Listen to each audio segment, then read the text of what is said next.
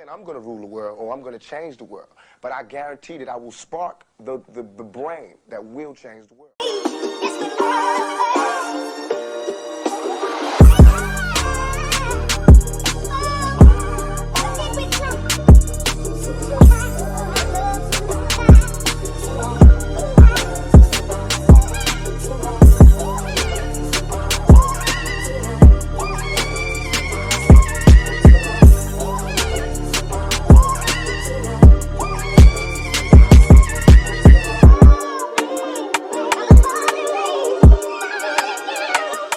Hey, shout out to everybody that's supporting Top City's Finest, just the Bucket Discussion channel in general, everything we got going on over here. I want to say thank you real quick before we get started. But this week we have something that I know you guys are really going to enjoy. Our first female guest, which was not on purpose. Me, I pride myself on giving everyone a platform, being fair, and just giving everyone a voice, just to talk about whatever they want to talk about, tell their stories, all that different stuff. Podcasting, like I said, is like a therapy for me and the person I'm interviewing. So I want to just say, when I search out and look for guests, it's not nothing that like, oh no, I just want this person, I just want that person. No, it's people that I know that it's really going to offer value to the audience, that's really going to inspire people and just, you know, maybe shift the person's mindset. Just inspire that one person. That's all I'm looking for. I'm not looking to become like the man or whatever you want to call it. No, I just want to inspire that one person. I want to flip that switch in one person's brain. So this guest this week, Mrs. Topeka-Capital Journal, aka Keishera Lately. Her story, I hope it really just, even if it's a young black girl, young black boy, whoever the case may be, I hope it just really like shows them like, damn, maybe I can be that. Maybe I can be this. Maybe I don't have to be a rapper or a hooper or a football player. Whatever you guys want to be, man, I feel like it's just we have so many living, breathing examples of what you can be out here, especially from our own city. So I hope you guys really enjoy this interview. Yo, welcome back to another edition of Top City's Finest, brought to you by the Bucket Discussions podcast. Today with us, we got Keishera Lately, Mrs. Topeka-Capital Journal. You know, she out here doing her thing. Young black woman out here handling her business, setting the tone for everybody else, all her peers, her friends, family, all that. Welcome to the show. Thank you. I'm happy to be here. Also, our first female guest. Shout out to all the women out there doing their thing. This is not on purpose. I did not mean to go 9 episodes without having a female guest. But hey, we here now. So let's get it, man. Let's knock this interview out the park. Before we get started, Keishera, how you doing? How's life treating you? How everything going? I'm good. Today I'm just a little sleepy, but we pushing through. She hopped on here on her off day. You know, she busy. She got a lot going on. So I appreciate your time. Yeah, for sure. All right. So first question I got for you. What was your childhood like from what you can remember? That's crazy because I just seen this tweet from somebody who's from Topeka. And he live in Texas now. He was saying like people been making fun of him because he's from Topeka, but he had a lit childhood. And I felt that because my childhood was lit. Like it was no worries or anything. Like when you in Topeka for so long, it's just all you know. So it was fun for real. Like, yeah, it was just fun. We didn't have nothing to worry about. We was just living, you know, kids was going to the skating ring. We was going to the mall, movies afterwards. We had fun for real. Yeah, childhood went by quick. I ain't gonna lie to you. It did for real. Like it's crazy how time be moving. All right, so speaking on your childhood, I feel like everybody has somebody that they looked up to or somebody that kind of mentored them, even if they didn't know it. Who was that person for you? People always ask me that, and I'll be saying, like, honestly, I didn't have nobody I looked up to. I was more so around people who I didn't want to be like, if that makes sense. So they just motivated me to do better, but it was never no judgment because, you know, people do what they can to survive. But at the same time, we be knowing that the actions that they taking ain't right. But yeah, I didn't really have nobody I was looking up to for real, honestly. I feel that. So I met Keishera in middle school at EMS, Eisenhower Middle School. I don't know if she remember that too much, but middle school at Eisenhower. Then you attended Highland Park High School. Yeah, which is low-key one of the littest high schools in Topeka, man, in the city. I think people would sleep on it. What was your experience? Yeah, what was your experience at Highland Park High School? Highland Park was lit for me. I danced all 4 years. I was the captain. I was the homecoming queen my senior year. Highland Park was just fun. I tried to stay involved as much as possible because, it's easy to get lost when you're in high school and get caught up with the wrong crowd. So I really stayed involved and we kicked it. We had fun out there. So, yeah. Hey, man, this is Jay North. Y'all watching Bucket Discussions. Make sure y'all tap into the past video. Make sure y'all check out the upcoming shit. These guys are real talented. Got something special going on here. Appreciate y'all, man. So before the show, we kind of talked about how you were in Yearbook and newspaper. How did that shape and fuel your interest for becoming a journalist? Yeah, it really started there for real because when I was at Highland Park, I had got put into a publications class and I was like, bro, what is this? Like, I don't even want to be in this. But then I started working in it and we started doing stuff. I'm like, okay, this is fun because, we communicating with everybody in the school. We making stories about them, and you just really working, just doing whatever you want for real, come and go as you please. So I was like, I like this. And then as time went on, I was like, okay, this could really be like a career for me. And it turned out to be, so. And that's a dope story, I'm not gonna lie. All right. So after Highland Park High School, you attended Lincoln University. And where is it at again? Missouri? Lincoln it's in Jefferson City, Missouri. That's like 3 hours away from Topeka. Jeez, 3 hours? Okay. Yeah. What was it like when you first got down there to Lincoln University, and what played into that decision to go to a HBCU? So I always wanted to go to a HBCU. Going to a PWI just was never in my mind. I applied just in case, but I just always knew that I was going to a HBCU. And actually, I ended up at Lincoln just off of impulse because my dream HBCU was always Jackson State. That's in Jackson, Mississippi. But, when I was younger at that time, it was kind of like money was playing in my mind. So I was like, dang, I can't make it to Mississippi because it's just too much tuition and stuff. But so my friend, she had told me, well, it's an HBCU out here. And I said, ain't no way, because I wasn't looking at no other HBCUs. So I was like, okay, let me look into it. So I just applied to Lincoln and they accepted me. And I was just like, I'm going to just go. Like, it's the HBCU. What could be the big difference? So that's how I got there for real. That's crazy you said that because a lot of people, even me, I didn't really have like too much exposure to HBCUs. We don't really know about them. Like we got one in Missouri. My brother and my sister both go to Langston University. That's down in Oklahoma. And we know about all the big schools, but we don't know about the HBCU. So that's kind of nuts. Yep, for sure. I that 501 and just all school districts will really push that on the students here because I feel like HBCU it's an experience everybody need for real. Every Black person need an HBCU experience for real. For sure. So what was it about Jackson State that made that your dream school? Because a lot of people didn't know about it before Deion Sanders got there and they had the whole football program going. Because you was making this decision back in like 2018. So what was it about Jackson State? Jackson State, I don't know, man. I have family down south. I have family in Alabama and Mississippi. My godfather actually stays in Jackson, Mississippi. So I was always going down south for Mardi Gras and stuff and just like being around the culture. And I don't know. I really don't know. It was just something about it. Like they vibe, they was lit, and I had just been seeing them a lot. And I also, at that time, I was still interested in dance. When I got to Lincoln, I didn't dance though, but I really liked their dance team, the J-Sets. So yeah, I was caught up with them. I loved them. I still do, but I'm Lincoln now. I feel it.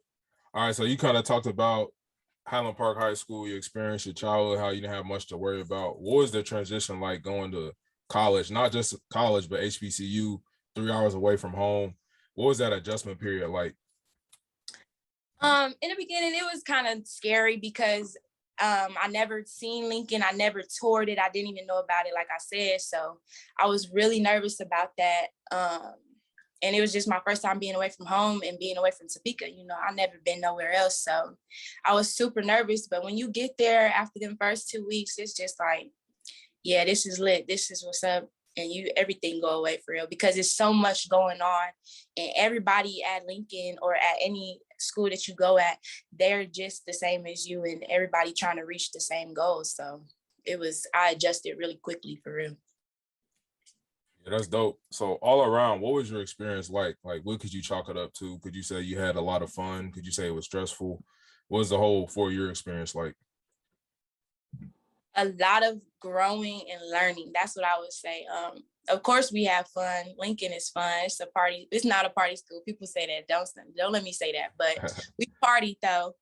But it was a lot of learning and growing for real. I learned so much about myself, and I realized so much in the 4 years. And I'm really grateful for that, because I was basically out there surviving on my own. You know, I have family helping me and stuff, but you just learn so much, and it's so much growth for real. All right, you talk about the growth, and that's something that I'm real like heavy on, man, especially in college, because you learn a lot about yourself, especially when you coming from your childhood. You don't have much to worry about. Share one of the biggest lessons that you learned after getting out of college, that you learned about yourself, learned about life, whatever it is. I would say just to be yourself. You know, I ran into a lot of people who you can always tell, like, you're coming to college and you're not being yourself, and that's going to get you caught up in the wrong thing. And I think that I kind of went through a phase like that just a little bit. You know, I'm always myself, but I kind of felt like I was trying to adjust to the people around me to try to make them like me a little bit better. But I was like, nah, this ain't me. So I had to back up a little bit, you know, and just really be yourself for real, because it's going to take you further than a person that you're not, like, you know what I'm saying? Yeah. And it's going to help you. It's going to help you network, and it's going to help you get and reach out to people that you know going to help you in the end. So, yeah. All right, so we kind of touched on it a little bit throughout this interview so far, but what led ultimately to your decision to major in journalism, and how did you even get connected into wanting to become actually a journalist after you got out of, like, was it the program? Was it the people in the program? Was it the teachers? Like, what was it like? So, like I said, since I was in the publication staff at Highland Park, my senior year, one of my teachers there, Mr. Berkland, he graduated from K-State, and he was a journalism major, of course. And he just kind of really pushed it a little bit. And I was like, because I could always write too, though. Don't get that confused, though. I was always like a writer. It was just, I feel like it was just destined to be like, I can do math and stuff, but I wasn't finna major in nothing with mathematics. And I was just like, why don't I just take what I know and just go for it and just perfect it for real? So I just feel like it just happened. Like, journalism was just made for me. Hey, she says she can write. Go check out her articles at the Topeka-Capital Journal. Go check it out. Oh, but did you consider anything else though? Like, was there any decision like, maybe I want to do this, maybe I want to do that, or was it just strictly just journalism? I did, you know, back in the day, I wanted to be a teacher, but then when I got to Lincoln for a little bit, I was looking at sociology for a little bit, but I just feel like it was too late to try and change my major and do all that adjusting. So I just stayed with journalism, but yeah. All right, so you accomplished some great things in your young life so far. For example, being hired at Topeka-Capital Journal. I think that's super dope. Seeing your name on articles is like, really simplifies that. We really growing up like, damn, somebody I knew in middle school, they ran for Topeka-Capital Journal. That's like super nuts to me. But what is your motivation, and what helps you continue to strive to reach your goals? Really just having people around me that are rooting for me. You know, it's not easy. Being in college wasn't easy. Being there, some days is not easy. But, you know, I got a lot of support behind me. Everybody wants to see me do good. So I always feel like if I don't do my best, then they're going to be looking down on me, you know. So I just want to keep everybody around me happy and keep them smiling and just keep pushing and working, you know. Just achieve every dream that I had. You know, this was always one of my dreams, to be a journalist. So just do that. I like it. That's a great answer. All right, so let's touch on kind of, I don't want to say like a somber note, but you're a Black woman in the world, you know, trying to achieve. And me, I feel like I have a different perspective on this because I see my mom go through it, and now I have a younger sister, so I see their struggles, even my cousins, family members, stuff like that. Black women, they get looked down upon, they get treated a certain way. Like, have you had any challenges throughout your journey with that, or do you even think about it, or are you just like, no, it's cool, just gonna keep going? You know, that's a good question, because sometimes I think my challenges as a Black woman is always internal, because I'm just always thinking in my surroundings, like what people are saying, and if they're, you know, the other people are thinking of me differently. But for the most part, I just try to sway away from it and just keep my head level, because it can be hard for real. I haven't really ran into no specific challenges, but I'm always speaking up for Black people. I'm always standing for Black people. I've been in many debates, as people have seen on Facebook. So, you know, so I just try to, you know, stand firm in what I believe in. So, yeah. I like it. All right, so this question right here is something that when I made this platform, I was like, obviously, I wanted to build it as big as possible, but I want people to be able to come back and look at themselves. Like, you're 21 right now, aren't you? 21, 22? 22. So I want people to be able to come back and look on these interviews and be like, damn, this was me when I was 22, 23, 24, and this is what I said. This is how I was thinking. Tell me, where do you see yourself in 5 years? Oh. In 5 years, hopefully, I've dipped my feet into bigger things that I want to achieve. You know, I'm at the beginning of what I wanted to achieve, but I got dreams of going higher. So hopefully I'm dipping my feet into, you know, I want to start a nonprofit organization for kids, after school program type of thing. I'm not sure if I'll be in Topeka still, but I'll always be supporting Topeka and motivating the youngins here. So I just hope I'm successful and just doing everything I want to do for real. Okay, you talked about motivating Topeka. I'm glad you said that. I'm not trying to put you on the spot, but you're the first female on here, first woman. You're a Black woman. Give some advice to that young Black girl that may be watching this and needs some inspiration. Like, just give them a piece of advice. Just keep going for real. You can achieve anything that you put your mind to, as long as it's positive, you know. And even if you think that nobody is watching you, somebody is watching you. Like, it's gonna be many days where you feel like, oh my God, like this is dumb, I just can't do it no more. But just really keep pushing for real, because somebody is rooting for you. If ain't nobody, it's gonna be one person rooting for you, at least, for real. So just keep your head up. Just keep going for real. I'm glad she said that. And speak everything into existence. Your words are so powerful, you know, for real. Even how you think too. Yeah, for real. But yeah, I'm glad you said that. A lot of people, they may get discouraged, but like, even if it's not a younger person, it could be even one of your friends watching you and being inspired by you and just like, I look up to him or I look up to her. So if you quit, then it's gonna be left to inspire that person. For sure. So like she said, keep going. Just continue to fight through the challenges, the battles, and just keep, you know, staying strong. That's really all you can do. For real. Oh. All right, but Miss Topeka-Capital Journal, I appreciate you coming on here. This was a super dope interview. My first woman guest on here, Black woman. Like I said, she's out here setting the tone. So I'm gonna continue to follow your journey, continue to root for you, support you. Just keep doing your thing. Yes, you keep doing this too, for real. This is so dope. Like, for real. You doing your thing. I appreciate that. Hey, so appreciate you hopping on here on your day off. Go get some sleep. Go get some sleep. I know you're tired. Oh, thank you.